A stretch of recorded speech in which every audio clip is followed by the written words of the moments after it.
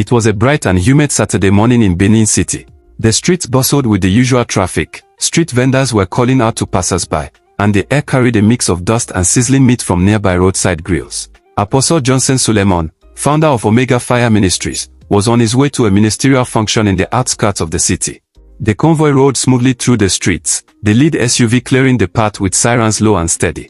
Inside his black SUV, Apostle Suleman sat quietly, dressed in an elegant cream-colored Nigerian senator outfit. His Bible lay beside him on the seat. His eyes were closed, lost in worship, soft prayers murmuring from his lips. He had felt an unusual stirring in his spirit that morning.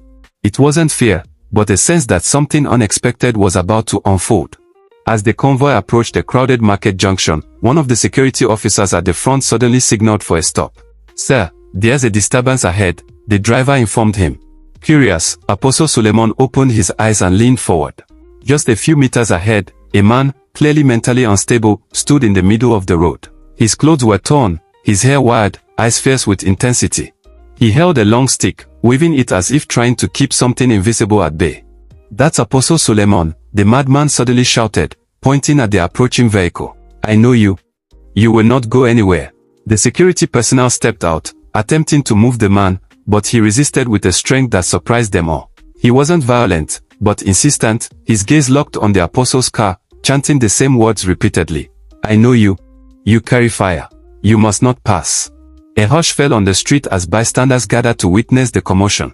Many recognized the apostle's vehicle and murmured in curiosity. Inside the car, Apostle Suleman felt a surge in his spirit.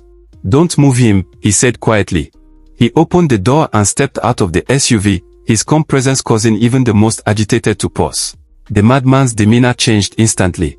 He dropped the stick, stumbled backward, then suddenly fell to his knees, trembling. "I know you," he whispered again, this time softer, almost reverently. "You are the one who came in my dream. You carry light. You shine too much, I can't see." Apostle Suleman walked toward him slowly, his heart heavy with divine compassion. The man's eyes filled with tears, but they were not the tears of insanity. Something deeper was battling within him. "Who are you?" the apostle asked gently. "My name? I don't remember. But I used to preach, many years ago. I was a pastor. Then I lost everything. My family, my mind. I've been here for years. But in my dreams, I saw you. You were wearing white and your hands burned with fire." Apostle Suleman knelt beside the man. He placed a hand on his head. "Lord," he began, "you said the Spirit of the Lord is upon me to heal the brokenhearted and set the captives free. This one was lost, but today he is found." With the authority of heaven, he rebuked every spirit of madness and oppression. The man let out a loud cry, writhing on the ground as though something were tearing out of him. For several minutes, Apostle Suleman prayed, the onlookers silent, watching in awe. Then, like a wave of calm after a storm, the man stopped shaking. He looked around, confused, and began to cry. "What's happening to me? Why am I here? Where is my wife? My children?" Apostle Suleman smiled gently and helped him to his feet. "You've been lost for a long time. But today, God remembered you." He turned to his team. "Get him clean clothes. Take him to the church guest house. Feed him, bath him, and let him rest. When he wakes up, bring him to me." The man was ushered into one of the vehicles. Apostle Suleman turned back to the crowd, many of whom had tears in their eyes. "This is why we are called," he said. "Not just to speak to multitudes, but to stop for one soul. Even if God delays your journey, it is never a detour, it is destiny." The function he was headed to was rescheduled.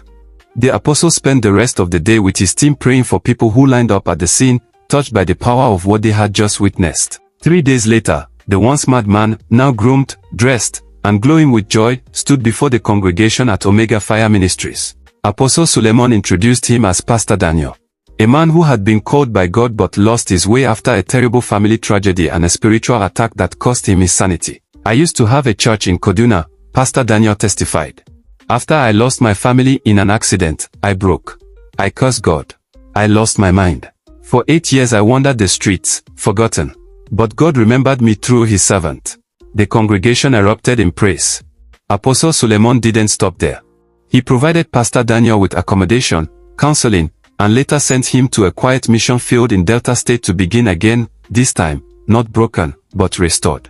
And that busy street where the encounter happened, it became a popular testimony ground. People began visiting there to pray, calling it the point of remembering. In interviews, Apostle Suleman was asked why he stopped for the man that day. His answer was simple. Because Jesus would have stopped too. The gospel is not only preached behind a pulpit, it is lived in moments like that.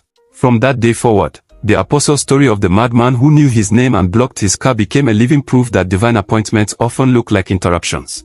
And for Pastor Daniel, the journey from a deranged street wanderer to a respected minister was nothing short of a miracle. A story that reminded the world that God still restores lost destinies, and that sometimes, even madness must bow when it recognizes true anointing.